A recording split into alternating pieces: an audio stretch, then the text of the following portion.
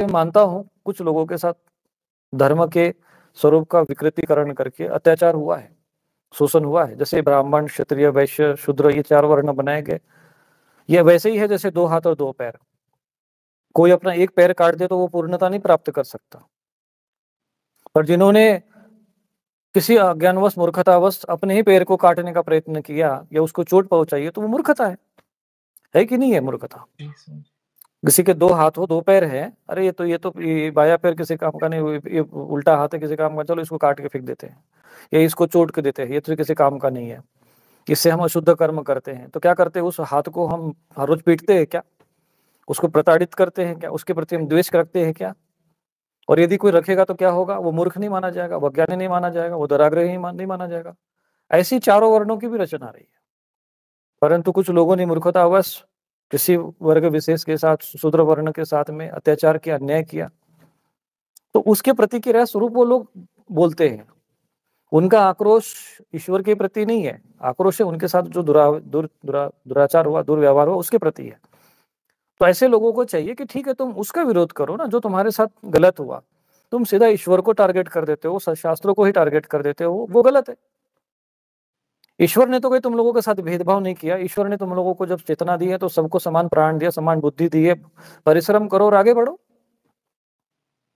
ईश्वर भगवान राम जब आए तो उन्होंने क्या भेद किया बताओ? क्या शबरी के उन्होंने वो बेर नहीं खाए, या निषाद को गले नहीं लगाया, या केवट का उद्धार नहीं किया, या अहिल्या का उद्धार नहीं किया? ईश्वर किसी के साथ भेदभाव न समो हम सर्वभूतेषु न मे द्वेषोऽस्ति न प्रिय, ये भगवान की वाणी है। तो भगवान से क्यों द्वेष करते हो? और ऐसा भगवान के साथ द्वेष करके तुम अपनी कुल पीढ़ी को नरक में डालोगे। उद्धार कहां से होने वाला है? सद्बुद्धि कहां से मिलने वाली है? तुम्हारा आक्रोश, तुम्हारा द्वेष होना चाहिए उस अत्याचार के प्रति, होना चाहिए उस अधर्म के साथ, होना चाहिए जो तुम्हारे साथ हुआ है। परंतु वो लोग ईश्वर को ही टारगेट करते हैं, और ऐसा करते करते ऐसे और अधिक घोर पतन में जाते हैं। फिर वो कह देंगे कि नहीं, संस्कार नहीं करना चाहिए, ये नहीं करेंगे। मतलब वो सनातन धर्म के विपरीत आचरण करके अपना आक्रोश प्रकट करना चाहते हैं। जैसे कोई अपने ही, जैसे मान लो कि अब पैर में खुजली हो रही हो तो इतना खुजराओ कि उसमें से ब्लड, रक्त निकलने लग जाए, तो ये मूर्खता होगी ना। आवेश और आक्रोश भी होना चाहिए, लेकिन वो भी थोड़ा विवेक पूर्वक होना चाहिए। अपराध जिसका है, जैसे मान लीजिए कि किसी एक साधु वस्त्र पहने हुए किसी व्यक्ति ने कोई अपराध कर दिया, तो तुम भारतवर्ष के सारे साधु वस्त्र पहने हुए लोगों को क्या गालियां देते फिरोगे? व्यक्ति विशेष के दोष को सामूहिक दोष मानकर उनके साथ व्यवहार करना, ये घोर मूर्खता है, मूढ़ता है, ये मूढ़ता, अधमपन है, नीचता है। ये कहने का मेरा जो तात्पर्य ये है कि जब भी ये सारे प्रश्न उठते हैं कि जब हम कोई किसी के साथ, हमारे साथ अभी सनातन धर्म के विषय में जो आक्रोश, जो आक्षेप उठते हैं, तो उन आक्षेपों का उत्तर देने के लिए आपका स्वयं का आध्यात्मिक होना बहुत आवश्यक है। मैंने ईश्वर को इसलिए नहीं, मैं आज बताता हूं, मैं आप लोगों के ईश्वर है या नहीं है, क्या मैं आपको अज्ञानी लग रहा हूं? क्या शब्दों का ज्ञान का, शास्त्रों का, धर्म का, क्या किसी विषय का ज्ञान नहीं है? भौतिक ज्ञान नहीं है हमारे पास? या मेरे से भी ऐसे विद्वान पुरुष व ऋषि मुनि हुए हैं जिनके पास क्या ज्ञान नहीं हुआ करता था? सबके पास है। तभी उसके उपरांत भी हम ईश्वर को श्रेष्ठ मानकर अपना जीवन यापन कर रहे हैं, तो कुछ तो विशेषता होगी ना उस परम तत्व ऐसे लोगों में। तो क्यों है? क्योंकि अनुभव में आया है हमारे, ये सत्य है।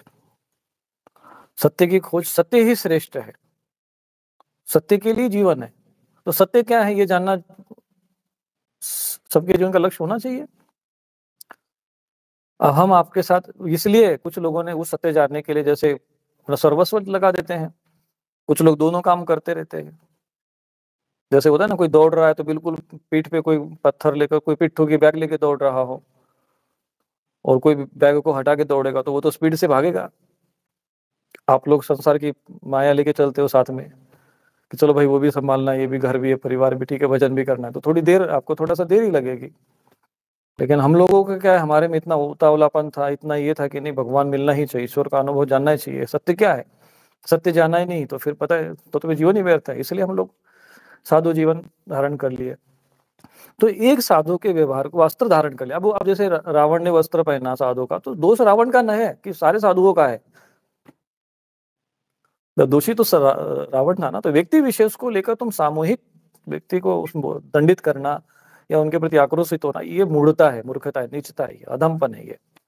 ऐसे ही सनातन धर्म में कुछ लोगों ने ऐसा काम किया, शास्त्रों की गलत व्याख्या हो गई, या उन लोगों के मूर्खता और अज्ञानता और दुराग्रहिता के कारण किसी के साथ दुर्व्यवहार हो गया, या हमारे साथ षड्यंत्र भी हुए हैं। मैक्स मुलर जैसे व्यक्ति को हमारे संस्कृत पढ़ने की क्या आवश्यकता पड़ी? क्या वो ज्ञान पाना चाहता था क्या? क्यों ज्ञान? क्या वो उसको कोई हमारा ज्ञान प्राप्त करना था क्या? उसको कोई मोक्ष प्राप्त करने की इच्छा थी क्या? नहीं। उसका उद्देश्य ही था कि इनके शास्त्रों को पढ़ना है और फिर इसके अंदर ऐसी कमियों को खोजना है जिससे ये पूरा इनका देश, इनका समाज पूरा बिखर जाए, नष्ट हो जाए, ये कमजोर हो जाए, पतित हो जाए, दुर्गति को प्राप्त हो, आपस में लड़ने लग जाए, फूट डालो और राज करो। तो कुछ न कुछ तो षड्यंत्र हुआ है ना हमारे साथ। तो ये मूर्खता का त्याग सबको करना पड़ेगा। हम सनातन धर्म के 4 अंग है। अब वो कर्मों के आधार पे है कि जन्मों के आधार पे है, ये चर्चा का विषय हो सकता है। चर्चा करो, प्रश्न करो, शास्त्रार्थ होना चाहिए। शास्त्र का अर्थ क्या है पता करो। तो शास्त्रार्थ का मतलब विवाद नहीं होता है। शास्त्र का अर्थ क्या है, इस पर चर्चा करो, कोई समस्या नहीं है। परंतु तुम ईश्वर को ही निंदा करो, ईश्वर को ही कह दो ईश्वर होता ही नहीं है, ये तो मूर्ति पूजक है, ये तो सब मूर्ख लोग है, इनको तो पता ही नहीं, शिवलिंग के ऊपर जल चढ़ा देते हैं, दूध बहा देते हैं, ये लोग सब मूर्ख लोग हैं। तो तुम अपनी मूर्खता को छुपाने के लिए दूसरों को मूर्ख सिद्ध करने का प्रयत्न कर रहे हो। ये इससे अतिरिक्त कुछ नहीं, ये मूर्खता है, मूर्खता है।